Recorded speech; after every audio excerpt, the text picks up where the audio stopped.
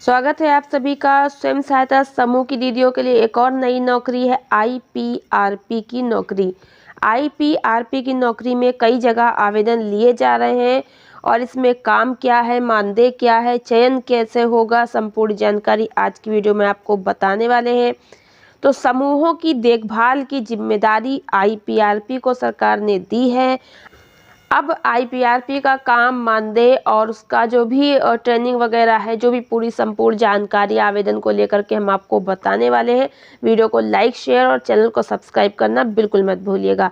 यहाँ पर आप देख सकते हैं कि विकास खंड क्षेत्र में जो छिबरामऊ है वहाँ संचालित स्वयं सहायता समूह की जिम्मेदारियाँ लगातार बढ़ती जा रही हैं। अब उनकी देखरेख को प्रत्येक क्लस्टर में एक एक आंतरिक प्रोफेशनल रिसोर्स पर्सन, अब आंतरिक प्रोफेशनल रिसोर्स पर्सन इसको जो है शॉर्टकट में कहते हैं आईपीआरपी। आई से आंतरिक, इंटरनल, पी से प्रोफेशनल और आर से रिसोर्स, पी से पर्सन। तो ये जो है आंतरिक प्रोफेशनल रिसोर्स पर्सन जो है आईपीआरपी दीदी बनेगी, तैनाती होगी और इसके लिए परीक्षा पास करनी होगी, जिसके लिए आवेदन मांगे गए हैं। सबसे पहले यहाँ पर आप क्लस्टर को समझ लीजिए। देखिए, जैसे एक ब्लॉक होता है तो ब्लॉक को चार जो है भागों में डिवाइड कर देते हैं।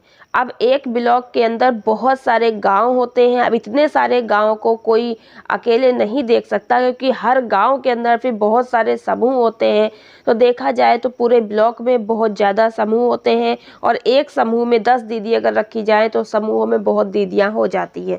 तो ऐसे में एक ब्लॉक को 4 भागों में डिवाइड करते हैं और उन 4 भागों में जब डिवाइड करते हैं तो वही 4 भाग क्लस्टर कहलाते हैं और हर क्लस्टर का एक बीएमएम होता है।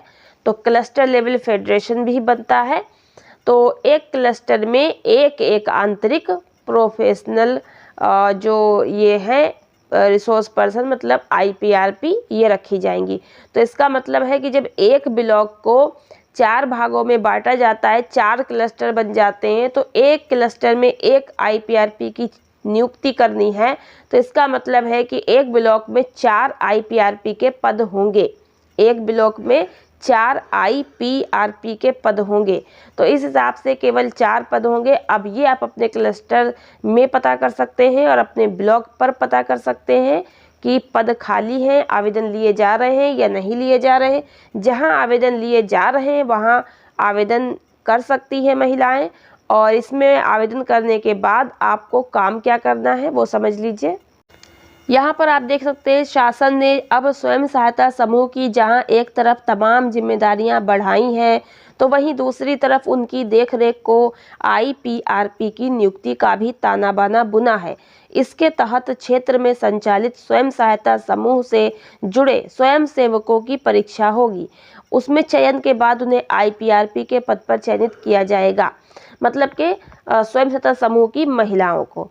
अब आईपीआरपी को समूहों की देखरेख के लिए क्यों नियुक्त किया गया? आईपीआरपी के पदों पर पहले भी जो है नियुक्ति हुई है और हम लोगों के यहाँ पे आईपीआरपी दीदी हैं जो आती रहती हैं समूहों में, और इनका काम होता है कि ग्राम संगठन में आकर मीटिंग कराना। ग्राम संगठन में समूह की दीदियों को जब मीटिंग में एकत्र होती हैं तो सरकार की योजनाओं को बताना, क्या ब्लॉक पर चल रहा है वो जानकारी देना। कोई अगर समस्या है तो वो पूछती हैं, समूह सखी की हेल्प करती हैं, समूह की दीदियों की हेल्प करती हैं, ग्राम संगठन के पदाधिकारी हों या समूह के पदाधिकारी हों, सभी की हेल्प करती हैं। खाता खुलवाना हो, पैसा जो आरएफ का होता है, सीआईएफ का होता है, किसी प्रकार की कोई भी समूह से रिलेटेड अगर आपकी कोई भी समस्या है या कोई भी काम है तो आईपीआरपी दीदी को आप बता सकते हैं। तो आईपीआरपी दीदी जो है वो बीएमएम के तरीके से पूरा आती है गांव में, और एक आईपीआरपी दीदी को एक समूह या एक गांव नहीं देखना होता है, उसको ग्राम पंचायत के हिसाब से बताया जाता है कितनी ग्राम पंचायत देखनी है। ब्लॉक से बीएमएम के द्वारा बताया जाता है, एनआरएलएम की तरफ से उनको जो भी जिम्मेदारी मिलती है। तो आईपीआरपी को जो जितनी पंचायतें मिलती हैं, अब उस पंचायत के अंदर जितने भी गांव होंगे, उनमें जितने भी समूह होंगे, वहां विजिट करना होता है, वहां जाना होता है, समूहों को मदद करनी होती है। आईपीआरपी को एंड्रॉयड मोबाइल चलाना आता हो, क्योंकि इनका जो है ऑनलाइन जो प्रेजेंट लगती है, इनको अपना डाटा डेली का डेली जो है सब कुछ सबमिट करना होता है, ऑनलाइन करना होता है, कितना वर्क किया है, कैसे किया है, तो काफ़ी मेहनत का काम है, फील्ड वर्क है और जिम्मेदारी का काम है। अब यहाँ पर आपको बता दें कि इसमें मानदेय को लेकर सबसे पहले तो आपके मन में आया होगा कि मानदेय क्या होगा। तो आईपीआरपी का मानदेय जो होता है वो 10,000 15,000 तक ये लोग कमाती हैं, ऐसा मुझे आईपीआरपी दीदी ने ही बताया है कि जो हमारे लोगों के यहाँ आईपीआरपी दीदी लोग चयनित हैं तो वो यहाँ पर काम करती हैं, तो उन्होंने बोला था कि अगर आप अपने ही क्षेत्र में काम करते हैं तो थोड़ा कम मानदेय होता है, लेकिन अगर अपने ज़िले से बाहर काम करते हैं तो मानदेय थोड़ा बढ़कर मिलता है, यात्रा भत्ता, भोजन भत्ता ये भी मिलता है कुछ, और अच्छा खासा जो है आपको काम के हिसाब से, लेकिन मानदेय कोई फिक्स नहीं होता है, ठीक है। तो लगभग जो है 10-15 हज़ार मानदेय कमा लेते हैं।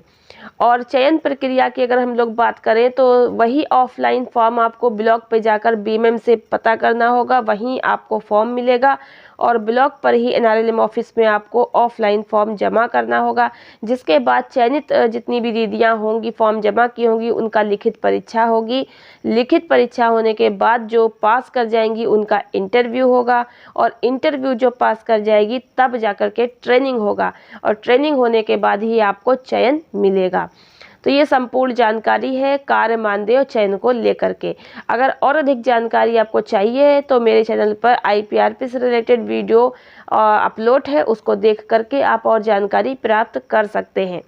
तो यहाँ तक आपकी समझ में आ गया होगा। आप कोई दीदी ये पूछेंगी कि जब समूह की देखभाल के लिए ग्राम संगठन बना दिया गया है तो आईपीआरपी दीदी क्यों रखी जा रही है। देखिए, ग्राम संगठन की जो पदाधिकारी होती हैं तो वो होती हैं 5, ठीक है, वो क्लस्टर लेवल फेडरेशन में जाती हैं, तो लेकिन महीने में एक बार ही मीटिंग में जाती हैं। अब जो ग्राम संगठन की पदाधिकारी हैं वो भी गांव में ही रहती है, तो चलकर आईपीआरपी दीदी ही आएगी गांव में जानकारी देने, हेल्प करने, क्योंकि वो क्लस्टर की कैडर होती है। आईपीआरपी की नौकरी क्लस्टर की होती है, जो कि ब्लॉक पर संपर्क बनाए रखती है, ब्लॉक पे काम में उसका रहता है, इससे काम करती है और क्लस्टर में काम करती है। तो वो सारी जानकारी सरकार की योजनाएं हैं वो आ करके ग्राम संगठन और समूह की दीदियों को बताती है, समझाती है। तो इससे पता चलता है कि समूह में कब कौन सी नौकरी आने वाली है, किस नौकरी के आवेदन भरे जा रहे हैं, किस दीदी को कैसे आवेदन करना है, ये सारी जानकारी आईपीआरपी दीदी से प्राप्त हो जाती है। तो वो समय समय पर हर एक योजना, हर एक जानकारी जिम्मेदारी से समूहों में जाकर बताती है और उनको पूरा प्रोसेस बताती है कि कैसे आपको इसमें काम करना है और क्या करना है। तो आशा करते हैं आपको अधिक से अधिक जानकारी मैंने इसमें समझा ही दी है, काफ़ी कुछ समझ में आया होगा।